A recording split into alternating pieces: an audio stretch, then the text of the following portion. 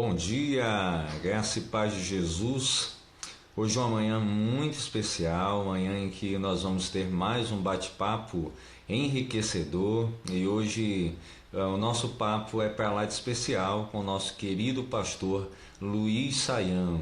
Pastor Luiz Saião tem sido uma bênção no meio batista, mas não só no meio batista, mas principalmente em todo o meio evangélico, em todo o meio daqueles que buscam o entendimento das Sagradas Escrituras à luz da teologia. E nós somos gratos a Deus por essa oportunidade, por esse momento, e nós esperamos no Senhor ter um papo muito especial. Pastor Luiz Saião já entrou e nós vamos ter essa conversa agradável aqui agora nesta manhã.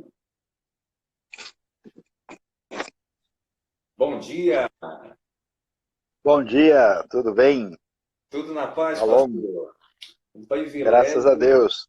um privilégio tê-lo aqui conosco nesse bate-papo, nesse momento de crescimento. Antes de tudo, Amém. agradecer a sua disponibilidade e saber que para cada um de nós, para aqueles que estão entrando aí, muitos amigos que fizeram seminário, pastores, irmãos e irmãs, estão esperançosos na busca de entender um pouquinho dessa temática que é tão profunda e é tão complexa para o entendimento não só daqueles que seguem o Evangelho, mas principalmente para aqueles que estão em dúvida, que ainda não conhecem o Senhor Jesus. Então, eu fico muito grato por essa oportunidade de tê-lo aqui conosco.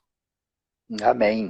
Prazer é meu. Deus abençoe. Quero cumprimentar aí o nosso querido irmão Ramon, né? E também a todos que estão conosco aí, pedindo que a graça de Deus e a sua bênção estejam sobre nós quando vamos refletir aí sobre a palavra de Deus e o que estamos vendo à nossa volta nos dias de hoje. Amém. Pastor Luiz Saião, para aqueles que estão entrando e ainda não conhecem, o que é muito difícil, a grande maioria já o conhece. Pastor Luiz Saião é pastor da Igreja Batista Nações Unidas, ali na cidade de São Paulo, no estado de São Paulo. É teólogo, é hebraísta, e tudo isso tem feito, acima de tudo, como um servo, como alguém que se dedica ao reino de Deus. E todos nós que um dia passamos pelo seminário, já fomos abençoados, seja com a citação, seja com a aula referente a ele. Então, graças a Deus por isso. Mas, dando andamento, para que a gente possa estar conversando, a nossa live hoje ela tem uma temática que é o problema do mal. Se Deus é bom, por que coisas ruins acontecem para a humanidade? E como eu já sou logo direto, pastor Luiz Saião, vou começar com a pergunta que ela é bem complicada, mas eu vou passar a bola para quem sabe. E a pergunta é: Opa, o que é o mal e qual é a sua origem? então, quando a gente fala sobre a respeito do mal, né? Acho que a primeira coisa é tentar entender o que é mal, né? Porque senão, até no nosso mundo confuso de hoje, o que é considerado algo mal para um, para o outro não é, né? Então, precisamos ter uma referência. Conforme a revelação bíblica, para a gente definir o que é mal, a gente tem que ter um parâmetro, uma referência absoluta. E a Escritura vai dizer que essa referência absoluta é exatamente o Criador. Né? Deus e o seu caráter definem para nós o que nós podemos chamar de bem e de mal. Deus é a referência. Né? Consequentemente, quando se fala sobre mal, mal tem a ver com essa ruptura, oposição, distanciamento daquilo que envolve Deus e o seu caráter e a sua diretriz. Né?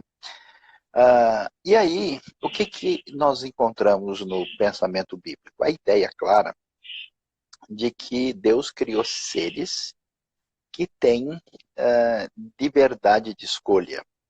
Esses seres angelicais e o ser humano foram criados com essa possibilidade. Consequentemente, eles agiram de uma maneira a entrar em ruptura com Deus. Então, o mal tem a sua origem na relação de ruptura com o Criador e com o Senhor soberano, a partir do fato de que os seres criados, alguns deles, tiveram oportunidade de uso da liberdade em oposição ao Criador, né? Agora, quando a gente fala em mal, a gente precisa pensar um pouquinho mais, porque a palavra é genérica, né? A gente tem poneros, kakos no grego, tem ra no hebraico, e essa palavra às vezes está se referindo a coisas distintas, né? Por exemplo, existe aquilo que os filósofos e teólogos gostam de falar, que é o que eles chamam de mal metafísico. O que é o mal metafísico? O mal metafísico é aquele nível de frustração que todos nós estamos expostos porque nós somos criaturas finitas. Ainda que eu tenha vontade, desejo e queira fazer uma certa coisa, a minha limitação, vamos dizer, inicialmente, não tem nem a ver com o pecado em si, mas pelo fato de eu ser criatura limitada, né? Então eu sempre digo, né, e gosto de repetir, se uma pessoa, se Adão no Jardim do Éden tropeçasse e batesse com a cara no chão, não ia doer porque ele não tinha pecado ainda, né? Adão não é a divindade, né? Então você está sujeito àquilo que envolve a sua finitude. Mas a Bíblia enfatiza mais o mal em duas outras categorias definidas. Uma é o mal que a gente chama de mal moral, que equivale ao pecado, né, que é decorrente diretamente do uso indevido da liberdade dos seres criados, e o mal que é o sofrimento, a dor, né? Por exemplo, Deus, ele traz o sofrimento e a dor. Muitas vezes, na sua ação de disciplina ou de juízo, ele faz, por exemplo, os seres humanos passarem por momentos difíceis. Mas Deus nunca comete o mal moral, porque ele é a referência disso. Ele não tenta ninguém e por ninguém pode ser tentado, né? E aí, então, a gente compreende que o mal tem origem nessa relação de ruptura e distanciamento do próprio Criador. Muito bem. Outra coisa que as pessoas ficam normalmente se perguntando é como entender o mal e se Deus existe e ele é bom, por que ele permite esse mal? É uma pergunta muito recorrente, principalmente no meio daqueles que não compreendem ainda a Escritura. Claro, partindo da premissa de que até aqueles que compreendem a Escritura e compreendem relativamente bem a fazem. Então, como é que a gente entende esse mal e se Deus existe, ele é bom, por que, que ele permite o mal? Para que a gente possa pincelar e tentar explicar aqueles que estão aqui conosco hoje e não compreenderam ainda. Bom, o drama, quando a gente faz essa pergunta, a gente está principalmente preocupado com o que a gente chama de sofrimento injustificado, né? Isso. Isso tem a ver com a questão que, já que a Bíblia fala que Deus é todo-poderoso e Deus é bondoso, por que existe pecado e sofrimento no mundo, né? Ninguém tem uma resposta racional completa para uma pergunta desse tipo. E esse problema não é um problema da teologia cristã especificamente, é um problema de toda a história humana, de todos os tipos de reflexão sobre o assunto. Para a gente entender o cenário, por exemplo, porque o ser humano tem tido a sua experiência de fé e histórica na sua relação com Deus e, ao mesmo tempo, tem experimentado o mal e o sofrimento. Então, o que aconteceu? Um grupo de pessoas, especialmente do contexto mais oriental, chegou à seguinte conclusão: olha, se existe o divino, o sagrado e a transcendência, então o mal é que não existe. Aí eles passaram a dizer que o mal é ilusão, ele é criação da mente. A solução é, basta pensar positivo que vai dar tudo certo, né? O que muita gente tem na cabeça, né? Sim. Bom, diante do coronavírus, do veneno da cascavel e da tuberculose, pensar positivo não é suficiente, né? O outro lado da história que teve muito mais impacto no mundo ocidental recentemente é que se o mal existe, então Deus não pode existir. Então houve um caminho de uma cultura sem esperança, uma cultura de limitação à realidade da experiência sensível, e dizendo que nós estamos numa situação sem resposta, onde nós estamos condenados à dor. No pensamento menos radical e polarizado, nós temos uma tentativa de dizer, não, os dois são realidade. Na tradição mais conhecida que está à nossa disposição, que chama-se tradição dualista, tem a seguinte ideia, que o bem e o mal são duas partes de uma mesma realidade interdependentes, que eles sempre existiram e eles sempre existirão. Na Bíblia, a ideia é diferente. A ideia é, primeiro, o mal não pode ser visto como uma coisa normal, porque ele entrou no cenário de uma maneira indevida, ele não está no projeto original, não faz parte da planta do Éden. Consequentemente, o mal é visto como um intruso, como um invasor, como um elemento indevido ligado à atitude indevida do ser humano.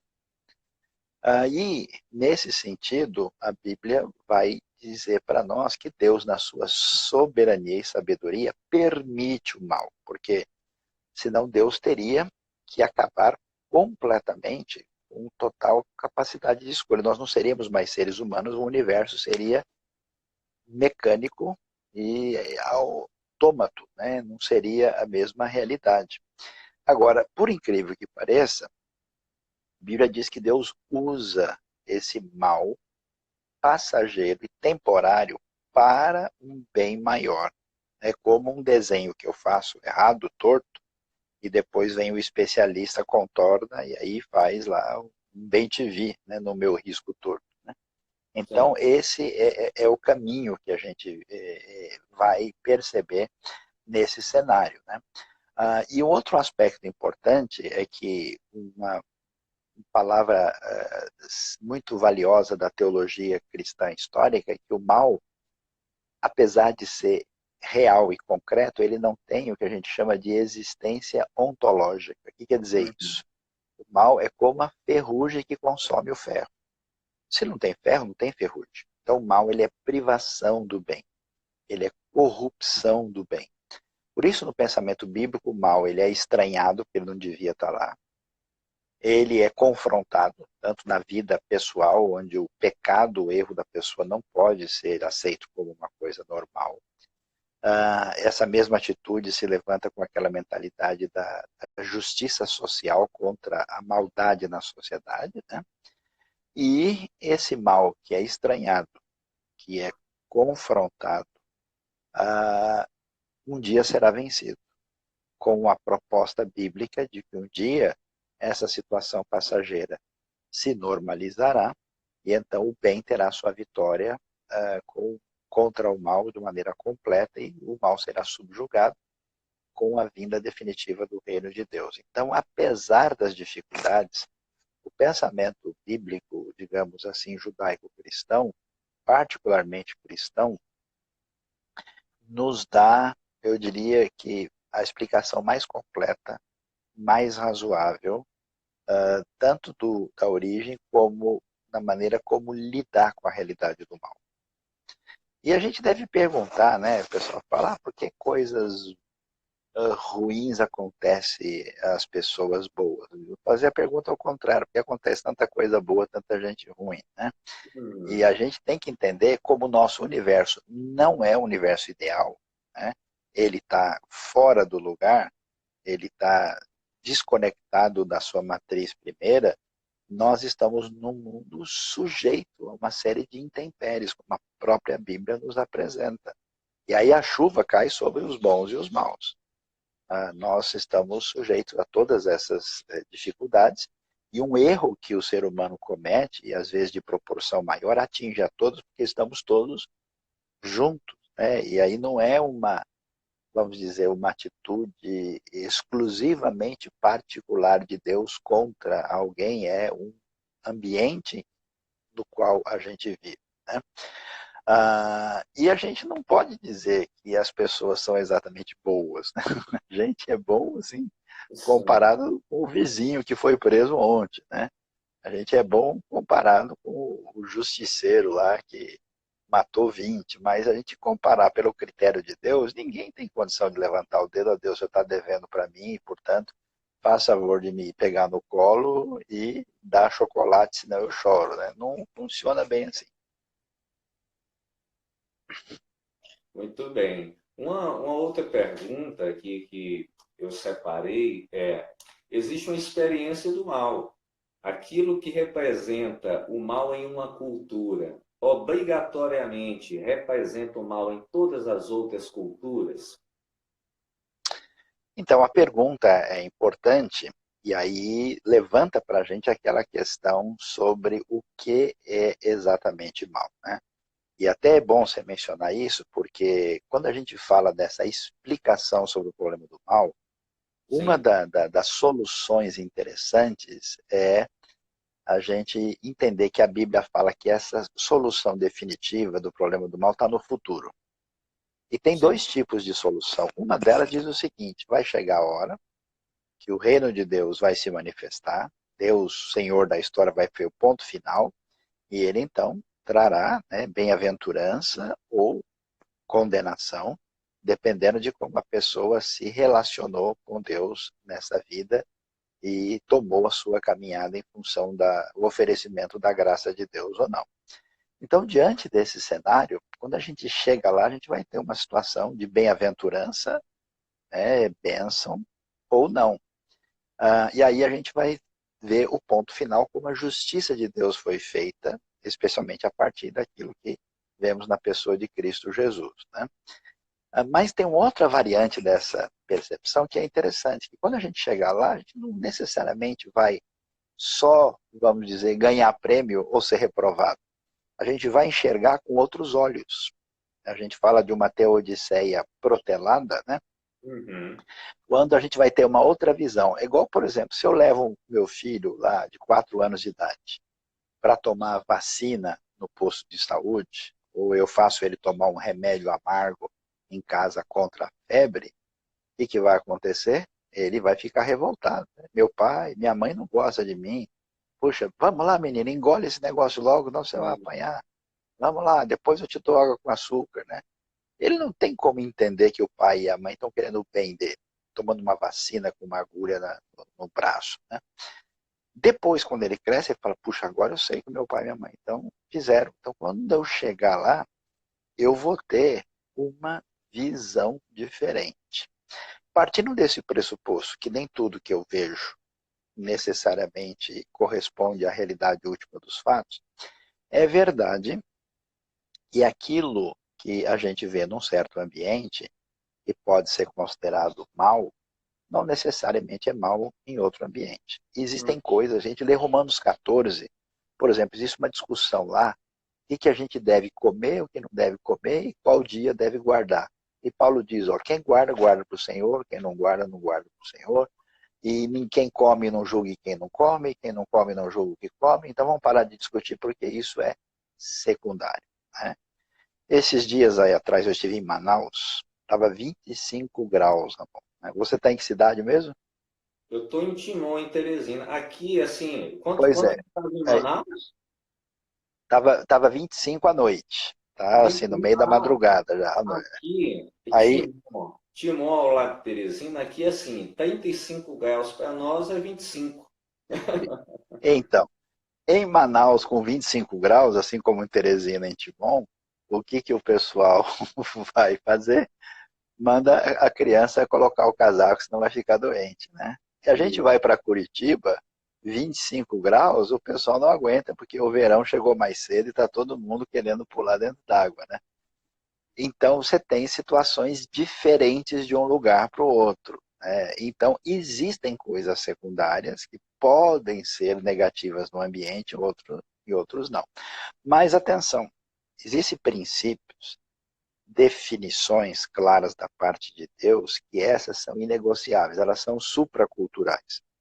Por exemplo, o assassinato, né, simplesmente matar uma pessoa deliberadamente e de maneira indevida, né, tal, isso é condenado. Né? O princípio de Deus, não cometerás assassinato, né, que a gente fala não matarás, Isso é errado no Brasil, é errado nos Estados Unidos, na Islândia, na Mongólia, na Nigéria, em qualquer lugar, é um princípio de Deus. Então, o que é princípio inegociável, aí vai ser mal, porque Deus disse que e depende da cultura. Mas há certas coisas que isso sim, né? Eu sei que eu que viajo muito por vários lugares do mundo, né?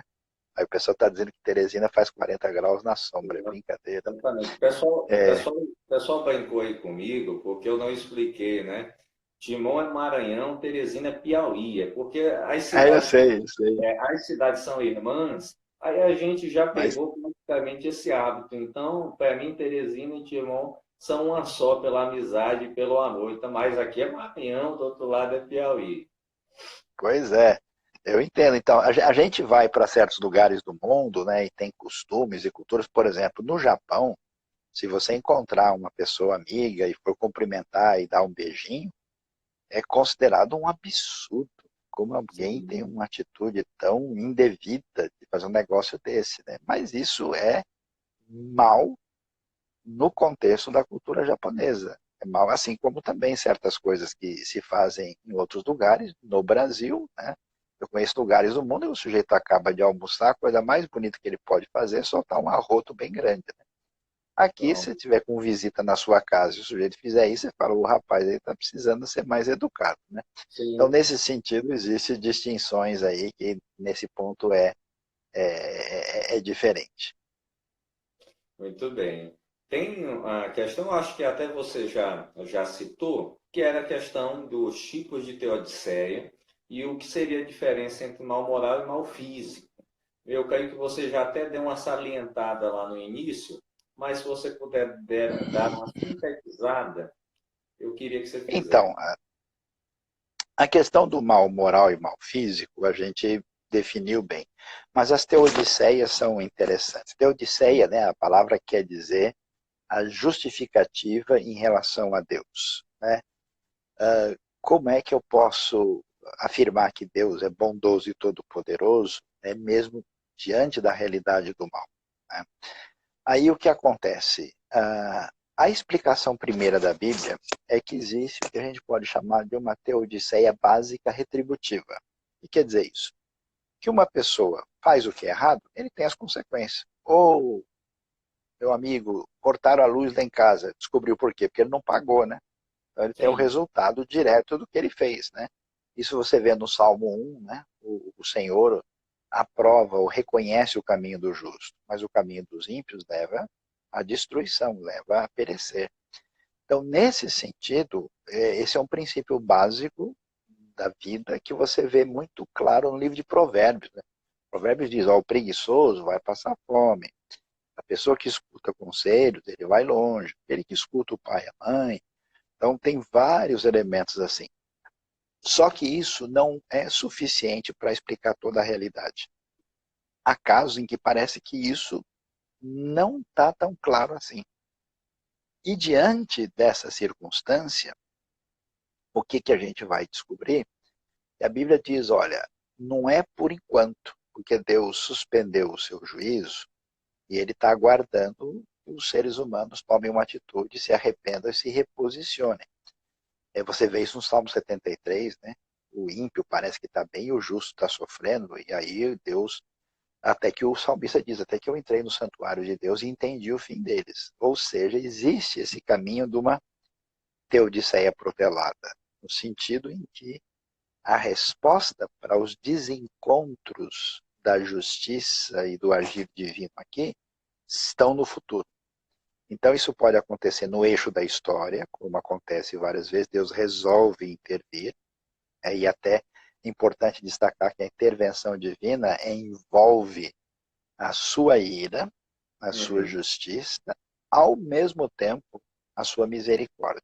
Ao mesmo tempo em que Deus traz juízo, por exemplo, no dilúvio, ele impede que a humanidade seja totalmente destruída. Ele preserva Noé.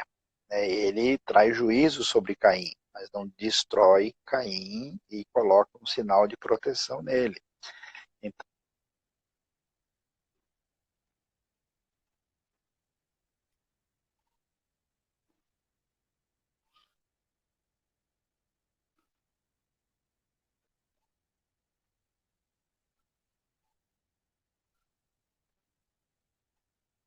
é que a resposta está mais na frente. Mas tem ainda, né, essa questão da teodiceia que vai nos dar entendimento no futuro, e tem um outro elemento interessante, mais dois, né? Um é que a teodiceia é apresentada como teodiceia de comunhão. Isso é surpreendente. Sim, Quer dizer que Deus resolve sofrer conosco. Então, por exemplo, Deus sofre com o pecado de Israel. A gente, quando peca, entristece o Espírito Santo. O Espírito Santo não aparece somente com a referência de juízo, mas como...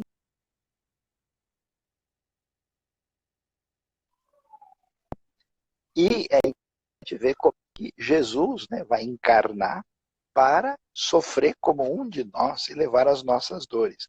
Então, nesse sentido, é interessante que existe em Deus a sua compaixão de sofrer junto.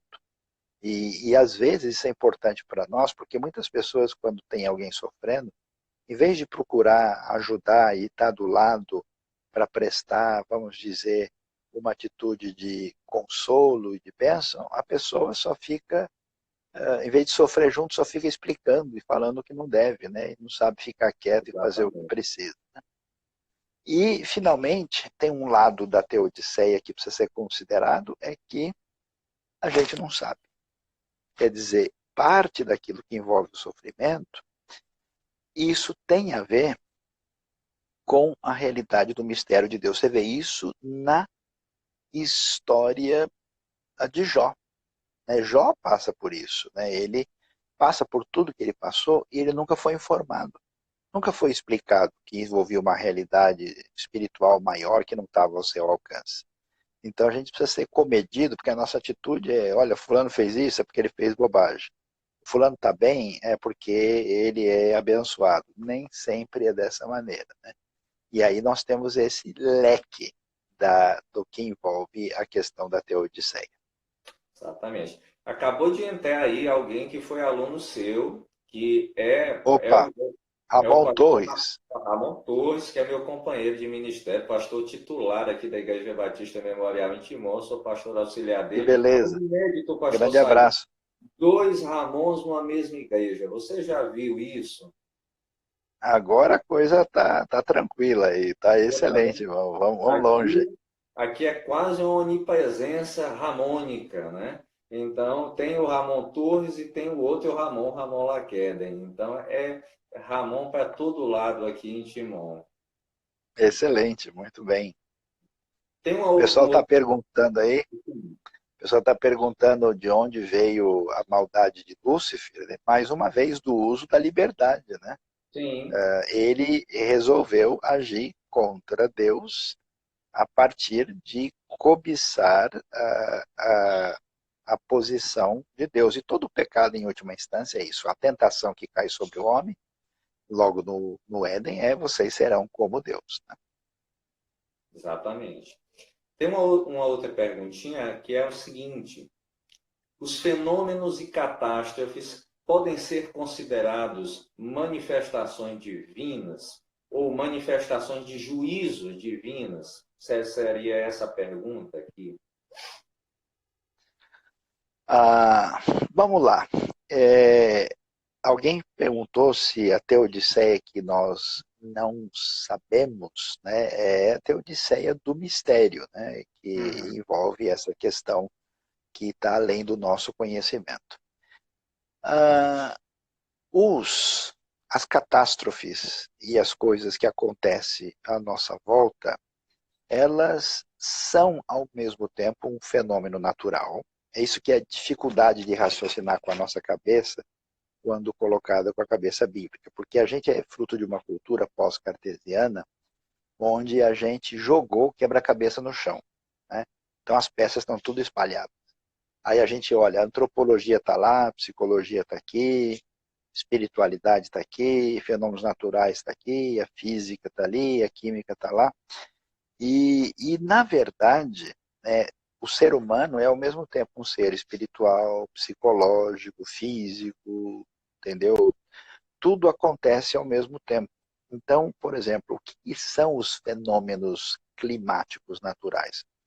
São fenômenos que a gente entende por meio do estudo da física, da meteorologia e da ecologia, assim por diante, e nesse sentido eles devem ser vistos assim. Ao mesmo tempo, alguns desses fenômenos são compreensíveis a partir da atitude de interferência do ser humano ou de outros agentes no sistema.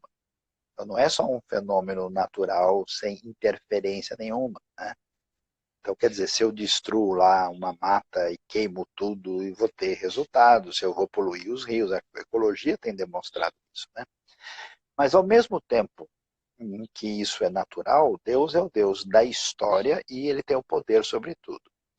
Em muitas situações, né, o pessoal quer saber cultura pós-moderna, que estão perguntando aí, né?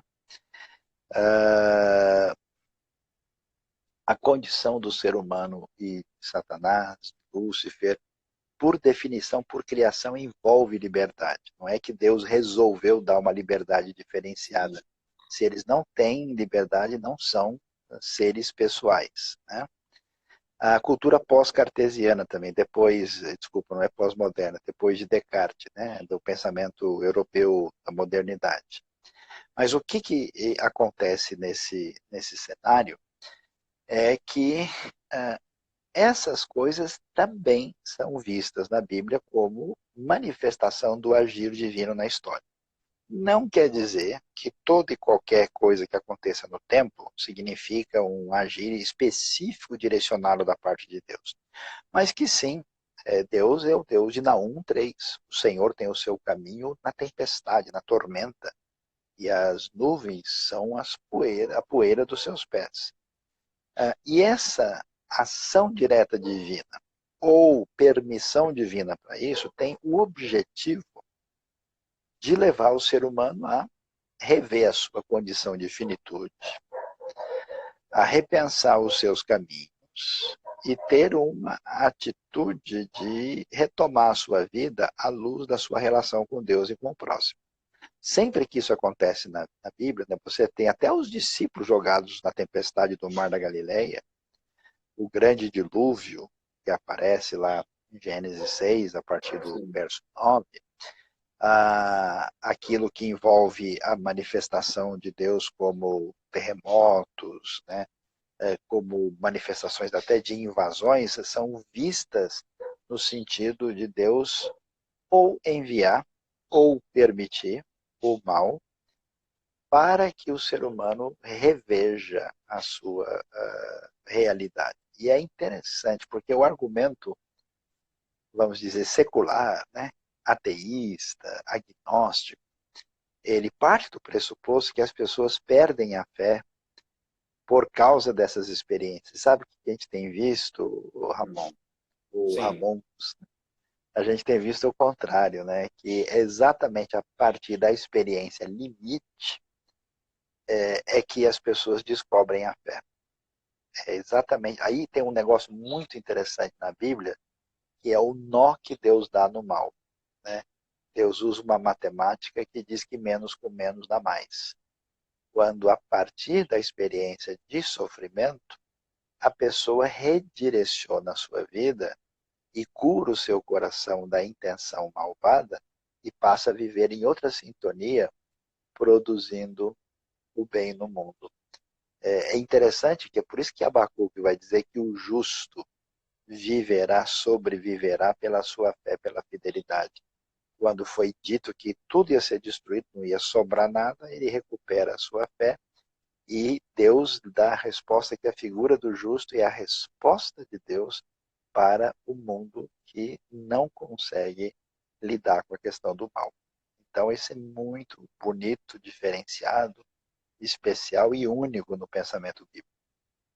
Amém. É espetacular quando a gente pensa, quando a gente amplia o nosso raciocínio, não é pensar apenas com aquelas categoriazinhas que já estão estabelecidas, mas quando a gente começa a olhar o texto bíblico, começa a observar a criação de Deus, a gente vai vendo que realmente é Ele quem dá o nó no mal, e é Ele quem faz essas experiências brotarem no coração das pessoas para que elas entendam a sua glória, a sua graça, o seu poder.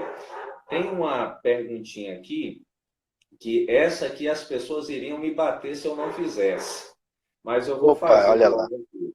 Então, como explicar Isaías, capítulo 45, verso 7? Formo a luz e caiu as trevas, trago paz e caiu a calamidade. Eu, o Senhor, faço essas coisas. Essa é uma pergunta que sempre aparece, as pessoas sempre colocam até praticamente uma casquinha de banana, mas vai ela aí para que você possa discorrer. Vamos lá. Quando a gente lê a Bíblia, uma das coisas mais importantes é saber por que, que um texto foi escrito e sobre o que ele está falando de fato, né? Isaías 45, né, é um texto que diz respeito a esse momento de instabilidade na história de Israel e de Judá, quando eles estão sendo ameaçados pelas potências estrangeiras e vão enfrentar o cativeiro, né, e vão enfrentar a situação na Babilônia. E nesse momento da história, quando o povo de Judá especificamente vai ter uma conexão mais próxima do que a gente chama de mentalidade dualista, que se tornou muito forte, por exemplo, no contexto persa, logo em seguida. E o que essa mentalidade afirma e diz? Ela diz o seguinte, olha, que existem dois princípios que coordenam o mundo. Existe o do bem e o do mal. E que tem umas coisas que vêm de um lado e outras vêm do outro. E aí o Sim. raciocínio bíblico diz, espera, isso não é verdade. Existe um Deus único. Shema Israel, Adonai Eloheinu, Adonai Echad. Ouve, ó Israel, o Senhor nosso Deus, o Senhor é um, é único. Não existe dois princípios. Consequentemente, tudo que existe, se é o dia ou a noite, se é a luz ou as trevas, tudo isso, não é que um Deus vai dormir quando acaba o dia e chega o outro e depois vem o outro. Não, tudo pertence a um Deus só. Quando o verso 7 vai dizer que eu faço o bem, e na versão mais tradicional antiga, crio o mal, a NVI diz crio a calamidade, a pergunta é que mal é esse? Esse mal é mal sofrimento. É mal que corresponde a quê? Corresponde à invasão babilônica, corresponde ao sofrimento que a Bíblia explicitamente diz, por exemplo, a Síria é chamada da vara das minhas mãos. Sim. Deus que diz que ele levantou Nabucodonosor para trazer o juízo sobre o comportamento de Judá. É claro que Deus não cria o mal no sentido de desenvolver a partir dele o pecado. Não é que Deus criou, ele que criou a desobediência. Né? Não é que o mal veio do bem exatamente. O mal ele é corrupção do bem. Né? Agora, nesse caso, aí nós temos sofrimento. Então o texto está falando disso, tá? Não está colocando que Deus tem qualquer ligação com a maldade e o pecado. Deus traz aquilo que vai fazer os seres humanos sofrerem para que eles sejam corrigidos, despertados e disciplinados e recebam o julgamento que lhes é devido. Exatamente. Tá? Então, Lá na sua. cria o mal, mal nesse sentido, né? É porque alguém está dizendo, ó, tem uma versão aqui que fala eu crio o mal, mas é mal no sentido de sofrimento, desgraça, invasão, não é? Eu crio o pecado. É isso que tem que entender. Fazer essa separação, porque senão há essa confusão, né, no Claro, senão a pensamento. pessoa vai dizer que Deus é o pecador maior. Exatamente. Lá na sua página, lá no Instagram, alguém colocou no comentário assim, um comentário abaixo. Se o mundo é mau, por que coisas boas acontecem, né? Eu creio que você até deu uma pinceladinha, se eu não me engano, lá no início aqui da live.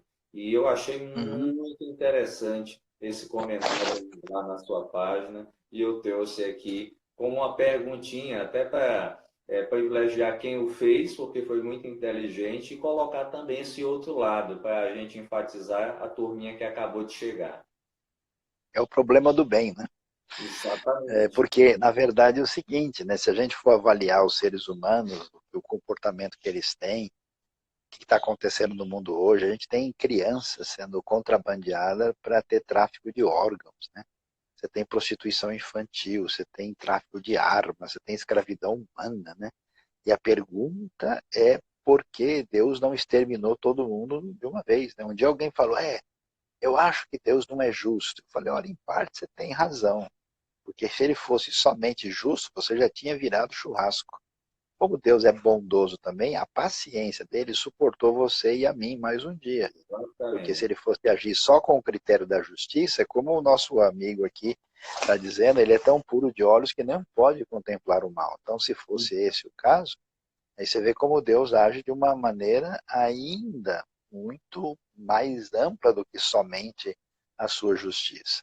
Então, nesse sentido, a gente vai ver, e a gente tem uma atitude muito absurda, né? Quando você tem dor de cabeça, você fala, por que Deus me deixa passar por isso? Mas quando o seu filho passa no vestibular, quando o seu salário aumenta, né? Quando a carne está gostosa, você fala, puxa, tem tanta gente sofrendo no mundo, porque só eu estou saboreando isso, né? Quando o cara está tomando a cajuína, né? Agora o pessoal sentiu a benção aí, né? Quando ele está comendo carne de sol, né? E tomando cajuína, ele não diz por que, que eu tenho essa benção e muita gente não está tendo aí. Isso não tem explicação. Eu exijo, né, que o pastor, que o professor me explique isso, porque não tem lógica só eu receber isso, né? Aí a pessoa acha que é normal, né? Acha que a bênção que ele recebe está mais do que devida, né? E isso não faz sentido. Por isso os filósofos dizem um negócio interessante, que existe o problema do bem. Quer dizer, se o mundo é um absurdo inútil, como alguns existencialistas ateus disseram, se a vida não tem sentido, se a gente está jogado num mar de confusão, por que o mar é tão lindo? Por que, que o sol nasce de maneira tão espetacular? Por que você tem uma sinfonia de Beethoven, né?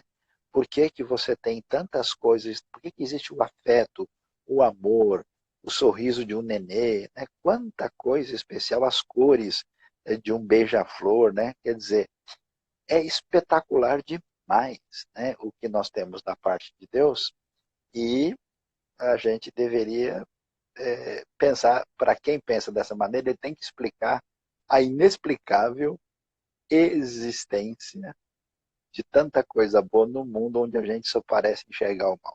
É o problema do bem. Exatamente. Pastor Luiz Saião, queria agradecer demais a sua participação. Muito grato ao Senhor por esse momento de explanação da Escritura Sagrada. Queria agradecer a todos aqueles que acompanharam a live conosco. É sempre um momento maravilhoso poder estar tirando essas dúvidas com o Senhor.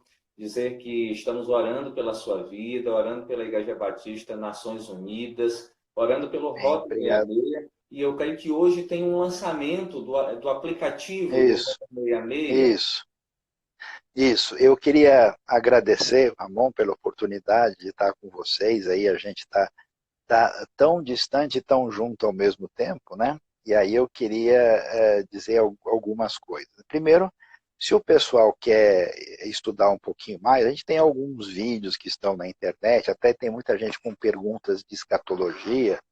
Tem um vídeo lá chamado Mateus 24, falando sobre os sinais da vinda de Cristo, que acho que serão interessantes no meio dessa confusão aí.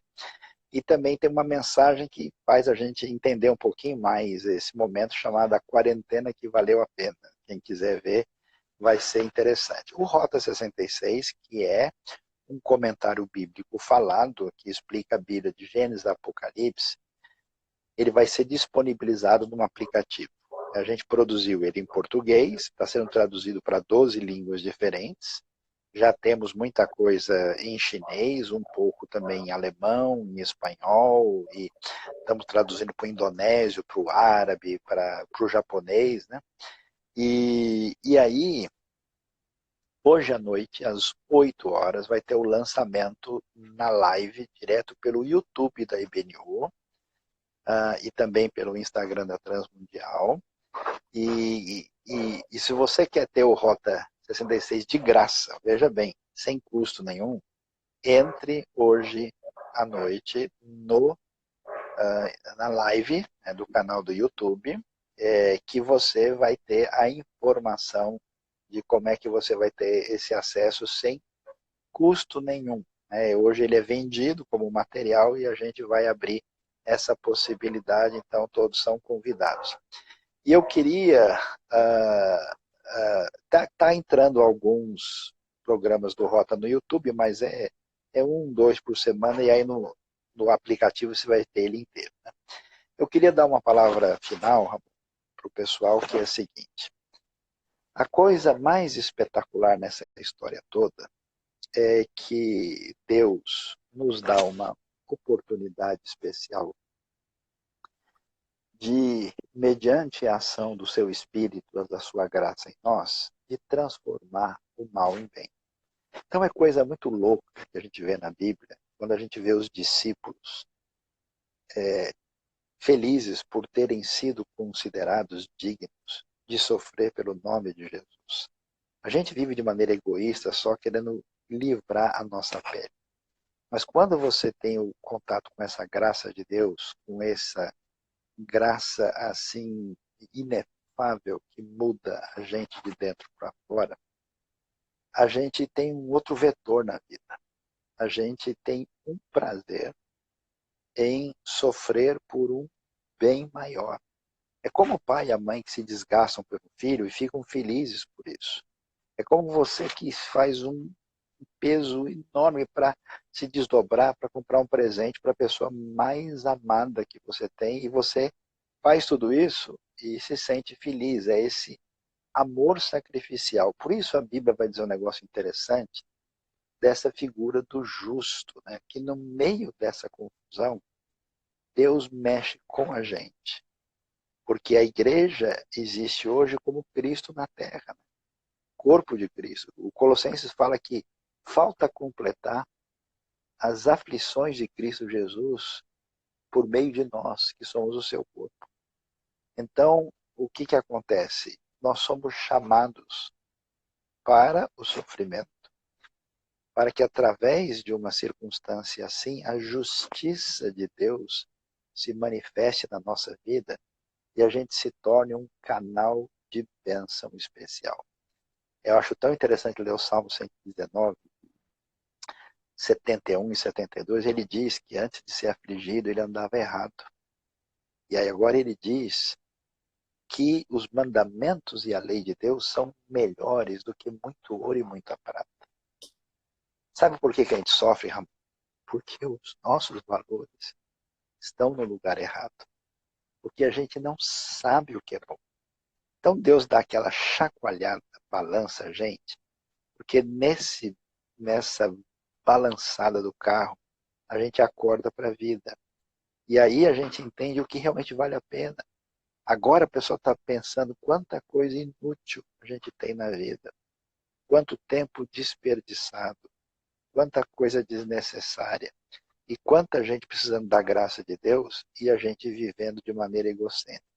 Então Deus nos abençoe porque o Evangelho faz isso. Transforma o pior mal possível no bem mais extraordinário possível. E é esse o chamado de Deus para a nossa vida nesses dias, para que a gente reorganize a nossa caminhada e glorifique a Deus, inclusive com as nossas lágrimas. Tá? A fé mais bonita que surge, ela surge somente da dor.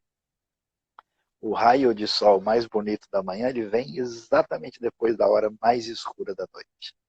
Tá? Que Deus abençoe a todos. Um grande abraço e a gente se encontra aí nas caminhadas ou perto à distância. Muito obrigado, pastor Luiz Saião. A gente não poderia Bem, encerrar com palavra melhor. Deus te use, continue sendo esse amém. servo, humilde, fiel ao Senhor, muito grato por poder aqui de Timon, no Maranhão, ter essa oportunidade de abençoar tantas vidas junto com o Senhor. Muito obrigado. Amém. A gente está Um grande lançando prazer. também, eu estou lançando um projeto que é chamado Conversas Teológicas, que visa Amém. abençoar o estado do Maranhão, abençoar o estado do Piauí. Hoje nós estaremos lançando a partir das 21 horas com um Que colega benção. seu de São Paulo, que é o pastor Rivanildo Guedes, da Igreja Batista Unida do Brás. E em breve Amém. espero contar com você também nesse projeto, para que a gente possa estar tendo esse canal para abençoar o nosso estado aqui no Maranhão. Viu o pastor Anderson, Amém. que é diretor lá do Seminário Batista de São Luís. Vi alguns pastores, pastor Edson do Piauí, pastor Francilvânio, enfim, muita gente boa que está ajudando nesse processo. Então, ore por nós, é algo que Amém. Deus colocou no meu coração para que a gente possa estar explanando a Escritura e fazendo esse caminho de conversas esclarecedoras. Que Deus te abençoe, Amém. obrigadão, e vamos juntos, na Amém. graça de Deus, transformar o mal em bem. Amém. Grande abraço. Tchau, Amém. tchau. Um abraço. Deus abençoe e a graça de Deus esteja com vocês. Amém. Amém. Obrigado. Amém. Tchau, tchau.